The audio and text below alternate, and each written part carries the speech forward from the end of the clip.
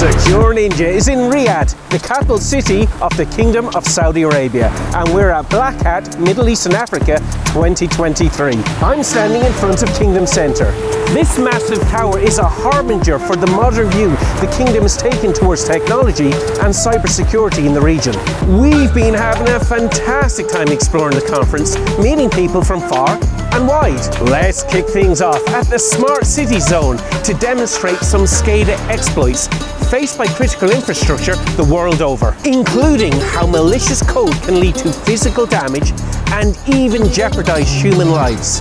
This is important stuff, so let's take a closer look. SecureNinja. Hi everyone, it's Andrew from SecureNinja TV again. We're here in Saudi Arabia at BlackHat and we're in the Smart City Zone. There is a lot going on here. To explain what's going on, let's talk to Rana from Red Alert Labs. Rana, this is a fantastic exhibition. Tell us, what are we doing here? Thank you very much. Welcome to the Smart City Zone. My name's Rana from the Red Alert Lab of NSAT Security. We are a security research company that's based out of South Korea, and we have our operations in Singapore, Indonesia and Japan, and we serve clients around the world. What we're doing today is we're going to be demonstrating various attacks that the smart city is vulnerable to. As security researchers, we like to break things, and this is what we are showing here to the visitors at BlackHat Middle East. Excellent. Well, I do a lot of teaching, and one of the most important realms that we teach at the moment is IoT and SCADA hacking. Our systems are very vulnerable to that kind of thing. I see that you've got a lot of equipment, PLCs I see, industrial control systems. Can you show us maybe a demonstration of a hack or two? Absolutely. It would be an absolute pleasure showing the viewers of SecureNinja. Okay, let's have a look. I see we have a system over here where we have a crane. Now, cranes are not something that we have in everybody's back garden, but very common in cities. How would I hack something like a crane? So what we're trying to demonstrate here is that cranes, from its very nature, is not something that's digital. It's not connected to a computer network. But we're showing that this can still be hacked over radio frequency attacks. And we're doing something relatively simple for the visitors at BlackHat today. Okay. So what we're doing is we're assuming that this is the attacker's machine. And the crane here is the target. And so the crane is not connected to the internet? Correct, that's right. So what we have here is, we have a couple of devices. This is what the operator of the crane would use. This is the remote control, which operates the crane, right? You can see the crane moving as the remote is pressed. And then what you can see in the attacker's machine, we have the SDR, the HackRF software-defined radio that attackers are increasingly using today. Okay, so hackers run the SDR system, excellent. And if you've got it connected to a laptop. Correct. Excellent. So for this demonstration, I'm going to show you what the attackers would do. Let's assume that the attacker machine is within the vicinity of the operator, and the operator is around operating the crane, doing their day-to-day business, and you can see every time a button is clicked, you can see the variation in the frequency. So we can see the waveform being captured on the spectrum analyzer. Excellent. And what the attacker's machine is doing right now is capturing all of these signals that the operator's remote has been sending out, and the attacker would be able to do something that's known as a replay attack. So all of the signals that have been captured earlier, the attacker would be able to do even without having direct access to the remote.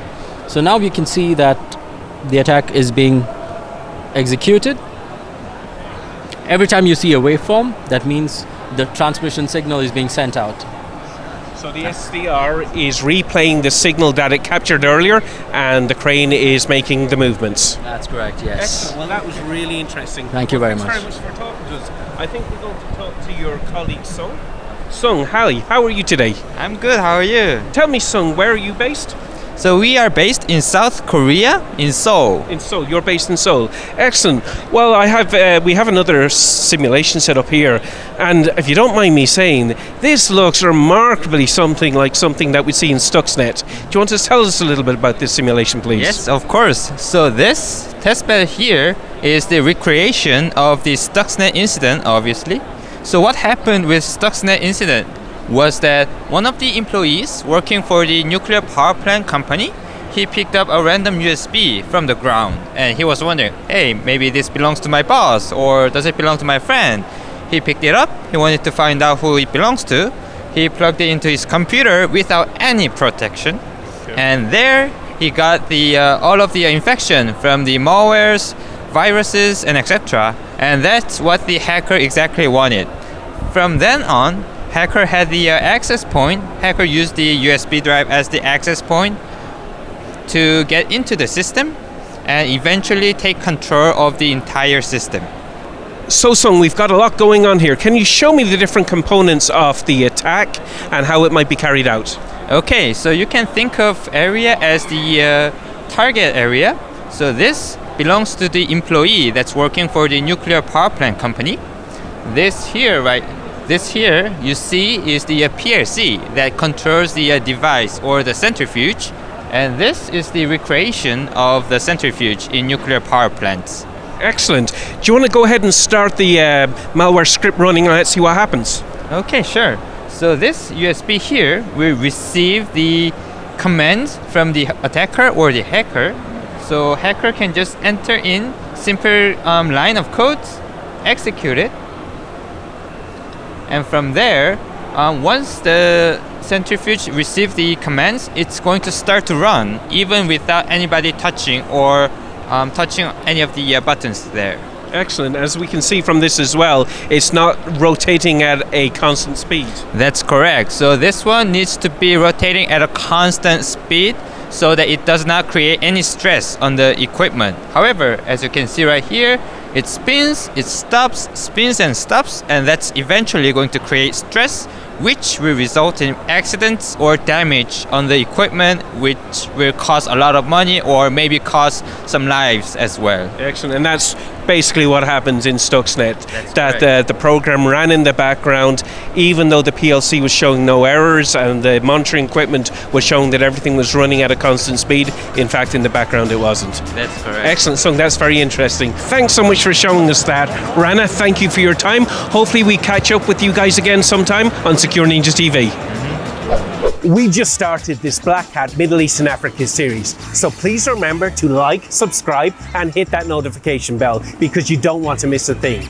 I'm Andrew Howell from SecureNinja TV. We'll talk to you again soon.